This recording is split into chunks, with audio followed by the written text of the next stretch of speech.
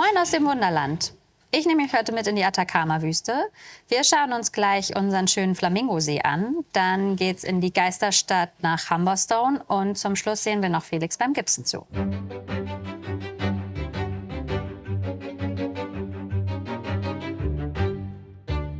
Ich sitze hier jetzt mit meinem hölzernen Salzsee, mit der neuen Mechanik, die Erik gebaut hat, nach dem Modell von der Drakes Passage, nur in klein quasi. Wir haben hier dann ungefähr 25 Flamingos, die sich bewegen werden und so einen Startflug von einer Flamingoherde simulieren. Die kommen hier am Ende reingesteckt auf ihren kleinen Stelzen.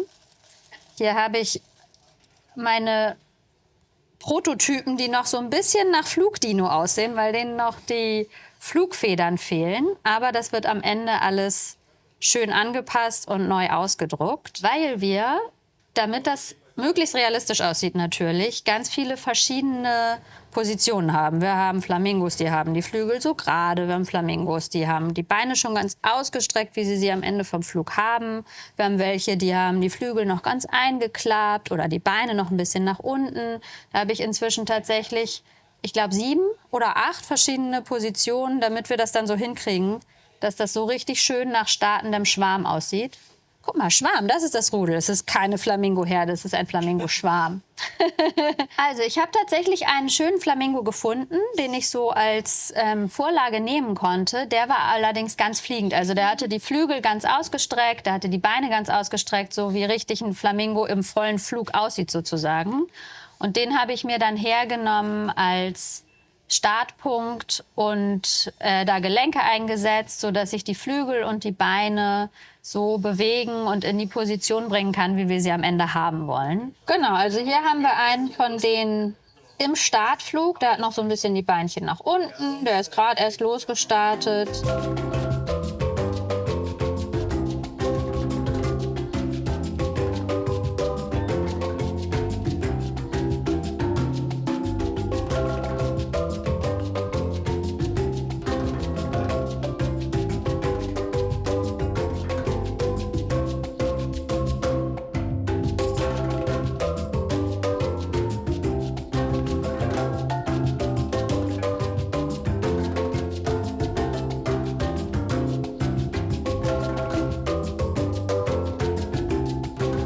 Damit unsere fliegenden Flamingos nicht so alleine dastehen, haben wir tatsächlich im Ganzen am Ende 3000 Flamingos auf dem See stehen, die hier im vorderen Bereich dann und auch unter den startenden Vögeln so angeordnet werden.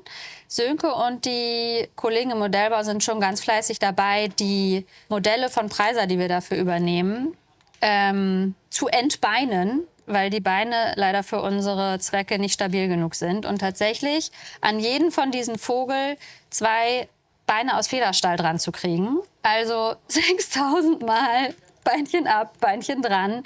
Und dann auch schön diesen typischen Flamingo-Stand hinzukriegen mit dem angewinkelten Beinchen. So. Tatsächlich werden wir dann auch noch ein paar Extrawürste reinkriegen wahrscheinlich. So verliebte Flamingos, die so ein bisschen mit den Hälsen verknotet sind oder welche, die hier so ein bisschen aus der Reihe tanzen. Das wird Sönke mir dann im Laufe noch zuschustern und die werde ich dann auch wieder hier per 3D-Druck als Individuallösung realisieren.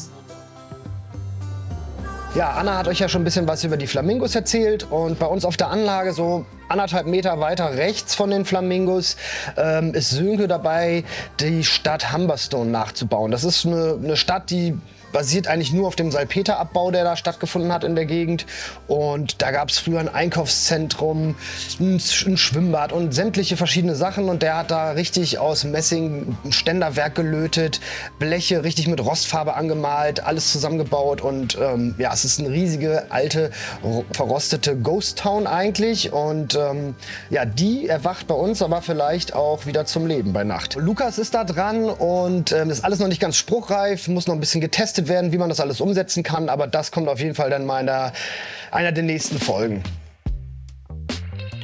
Und genau zwischen Humberstone und den Flamingos haben wir so eine Art Schlucht. Ne? Also die Atacama-Wüste ist ja super trocken, aber es gibt doch immer wieder auch irgendwie kleine Flüsse.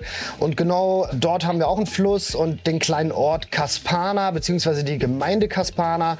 Und das ist dann ein Ort, wo es auch mal ein bisschen grüner ist. Man sieht so richtig, wie sich das Wasser da über die Jahrhunderte in einen richtigen Canyon reingefressen hat. Mittlerweile ist das nur noch so ein ganz kleiner Bachlauf, der da durchläuft, aber die Schlucht ist halt richtig breit und ja, es gibt ein bisschen Zivilisation, wir haben Gebäude und es sind so richtig steil abgebrochene Felswände. In der Atacama-Wüste, nach meinen Recherchen habe ich bemerkt, gibt es wirklich sehr, sehr viele verschiedene Gesteinsarten und da kann ich mich richtig frei austoben. Ne? Also es gibt dann sehr glatt abgebrochene Flächen, gerade Flächen, krumme Flächen, ausgewaschene Flächen. Da könnt ihr selber sehen, wie ich da mit verschiedensten Techniken quasi diese Oberflächen gestalte. Ne? Also erstmal den Gips auftragen, bisschen grob behauen, gucken, was schon zufällig entstanden ist und dann nochmal mit einer kleinen Nadel Risse nachformen und solche Geschichten. Die Gipsarbeiten mache ich ja mit einem Wandfüller und der reagiert für meinen Geschmack manchmal ein bisschen zu langsam und deswegen mische ich da mal noch ein bisschen Zahntechniker-Gips rein. Der beschleunigt einfach die Reaktion, der Gips wird schneller hart und ich kann ihn schneller bearbeiten und somit halt auch einfach effektiver arbeiten. Und dazu kommt auch noch, wenn ich diesen Zahntechniker-Gips als Additiv noch dazu mache, erhöhe ich auch einfach die Festigkeit. Ne? Und bei uns muss das ja auch alles gewährleistet sein, dass unser Reinigungsteam auf der Anlage rumlaufen kann oder dass, wenn irgendwo mal hinten ein Zug entgleist ist, dass man sich auch mal kurz abstützen kann, dass nichts kaputt geht. Ne? Und deshalb versuche ich immer mindestens 3 Zentimeter Gips aufzutragen, weil das schon eine gewisse Stabilität dann bringt. Also bei uns ist das ja nicht so wie in der Natur, dass zuerst der Berg da ist und dann die Gleise irgendwie reingesprengt werden oder sowas. Bei uns wird ja nun mal zuerst die Trasse gebaut und dann der Berg. Und das ist immer ein bisschen schwierig. Ne? Man muss dann irgendwie gucken, dass es trotzdem so aussieht, dass später von Menschenhand die Gleise da in den Berg gehauen wurden. Und manchmal folgt halt so eine Felsflanke super doll der Gleistrasse. Und da habe ich mir zum Beispiel, einfach selber was ausgedacht, dass ich diesen Felsbogen über die Gleise gemacht habe, um so ein bisschen das Auge abzulenken von dieser Rundung von den Gleisen.